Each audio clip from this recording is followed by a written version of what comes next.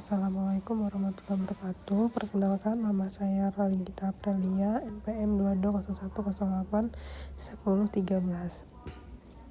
Saya dari kelas A ingin mempresentasikan mengenai esai saya. Baik, di sini yang pertama ada informasi sebagai makna data dan pengurangan ketidakpastian dalam ruang lingkup biologi. Di sini pertama ada pendahulunya. Nah, biologi adalah ilmu yang mempelajari kehidupan dalam segala bentuk dan tingkatannya, mulai dari molekul hingga ekosistem. Dalam prosesnya, ilmu ini bergantungan pada data yang dikumpulkan melalui pemanfaatan eksperimen dan teknologi canggih. Namun, data mentah seringkali tidak memberikan manfaat langsung karena berupa angka, grafik, dan pengukuran tanpa makna. Data ini perlu diolah menjadi informasi agar dapat menjawab pertanyaan-pertanyaan biologis yang kompleks. Informasi dalam hal-hal ini menjadi makna dari data, berfungsi untuk mengurangi ketidakpastian dalam memahami fenomena biologis. Nah, dengan kata lain, informasi memberikan kejelasan yang memungkinkan peneliti membuat keputusan yang lebih baik dan memahami kehidupan dengan lebih mendalam. Selanjutnya yaitu ada data, informasi, dan ketidakpastian dalam biologi. Data dalam biologi dapat berubah hasil eksperimen laboratorium, pengukuran lingkungan, atau rekaman perilaku makhluk hidup. Namun, data yang mentah seringkali penuh dengan ketidakpastian karena sifat yang tidak terstruktur dan belum diolah. Sebagai contoh, ribuan sekuens DNA yang diperoleh dari satu eksperimen hanya menjadi kumpulan huruf A, T, G, dan C tanpa makna sampai dianalisis. Informasinya adalah hasil dari pengolahan data yang memberikan konteks dan makna dalam ruang lingkup biologi. Informasi dapat berupa pola atau hubungan yang ditemukan dalam data, seperti kaitan antara mutasi genetik dan penyakit, pola distribusi spesies, atau perubahan metabolisme dalam tubuh. Informasi inilah yang mengurangi ketidakpastian dalam menjawab pertanyaan biologis dan mendukung pengambilan keputusan dan hasil bukti. Nah, selanjutnya itu ada kepastian, adalah hasil yang umum dalam biologi karena kompleksitas sistem kehidupan. Sebagai contohnya itu ada variabilitas genetik antara individu dan perubahan lingkungan yang tidak terduga dapat menimbulkan ketidakpastian dalam hasil penelitian. Namun, dengan pengubahan data menjadi informasi melalui analisis, kita dapat mengidentifikasikan pola sebelum tersembunyi, membuat prediksi, dan mengatasi keraguan yang ada. Selanjutnya ada transformasi data menjadi informasi di bagian cabang biologi. Yang pertama ada genetika dan genomika, yaitu mengurangi ketidakpastian pada penyakit genetik. Dalam bidang genetika, data mentah berupa sekuens DNA seringkali sulit untuk dimaknai tanpa analisis mendalam. Misalnya, proyek Human Genome Project yang selesai pada tahun 2003 menghasilkan data berupa 3 miliar pasang basa DNA manusia. Pada awalnya, data ini tidak memberikan informasi langsung. Melalui analisis, ilmuwan menentukan gen-gen tertentu seperti BRCA1 dan BRCA2 yang berkaitan dengan risiko kanker payudara dan ovarium. Selanjutnya, informasi ini mengurangi ketidakpastian dengan memberikan prediksi yang akurat tentang risiko genetik seorang.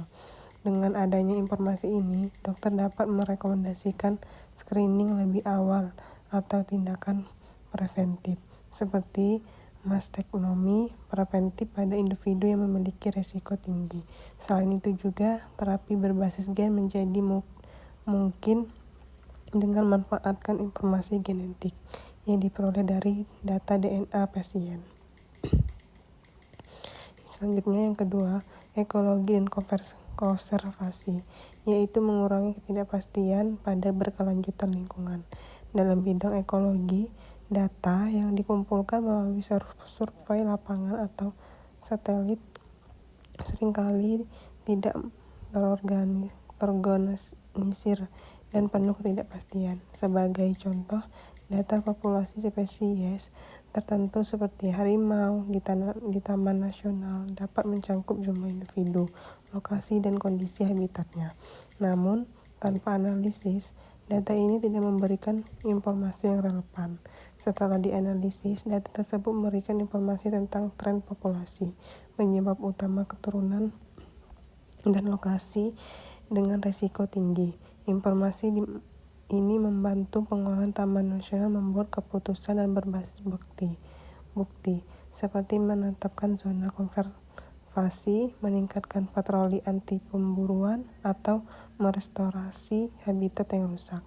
Dengan demikian, informasi yang dihasilkan dari data mengurangi ketidakpastian tentang berkelanjutan spesies di alam liar.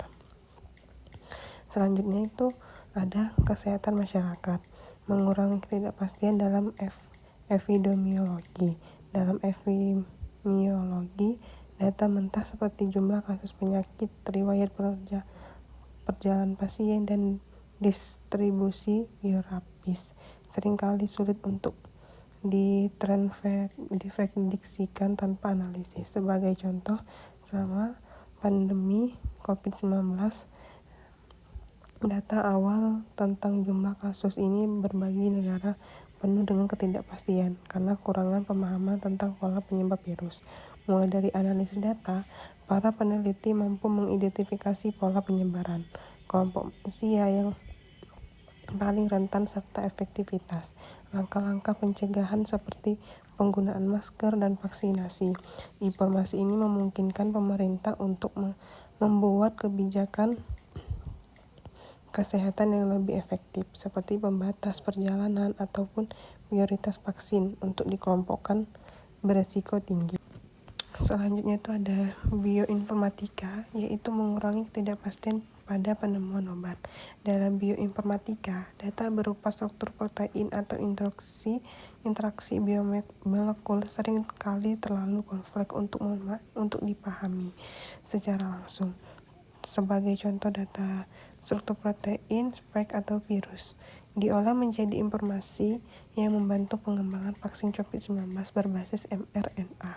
Informasi ini mengurangi ketidakpastian dalam desain vaksin, yang memastikan bahwa vaksin dikembangkan akan memicu respon imun yang tepat. Selain itu, bioinformatika juga digunakan untuk mempercepat penanganan obat baru dengan menganalisis data besar atau big data dari ribuan molekul potensial untuk menentukan kandidat obat terbaik. Contoh nyata informasi sebagai pengurangan ketidakpastian yang pernah ada diagnosis penyakit genetik. Jadi, dalam kasus keluarga yang memiliki riwayat penyakit genetik, data sequence DNA dapat dianalisis untuk mengidentifikasikan mutasi gen yang terkait dengan penyakit tertentu. Informasi ini membantu individu memahami risiko mereka, mengurangi ketidakpastian tentang masa depan kesehatan mereka, dan memungkinkan ketindakan pencegahan dini. Ini selanjutnya yang kedua, perubahan iklim ekosistem. Nah, data tentang suhu laut, tingkat kesamaan, dan populasi plankton memberikan informasi tentang dampak perubahan iklim pada ekosistem laut. Informasi ini memungkinkan konservasi seperti restorasi terumbu karang atau pengaturan zona pelindung laut untuk mengurangi dampak negatif berupa iklim. Selanjutnya itu ada pemuliaan tanaman. Dalam pertanian dan genetik dari berbagai varietas tanaman digunakan untuk mengidentifikasi gen yang tahan terhadap penyakit atau kondisi lingkungan ekstrim. Informasi ini mengurangi ketidakpastian dan pengembangan varietas tanaman baru yang lebih produktif dan tahan terhadap perubahan iklim, meningkatkan ketahanan pangan. Terus yang keempat, penelitian neuroscience. Dalam pencitraan otak, data MRI dari pasien dengan gangguan neurologis seperti Alzheimer dianalisis untuk memberikan informasi tentang area otak yang terkena dampak. Informasi ini memungkinkan diagnosis yang lebih akurat dan pencernaan terapi yang tepat. Mengurangi ketidakpastian bagi pasien dan keluarga.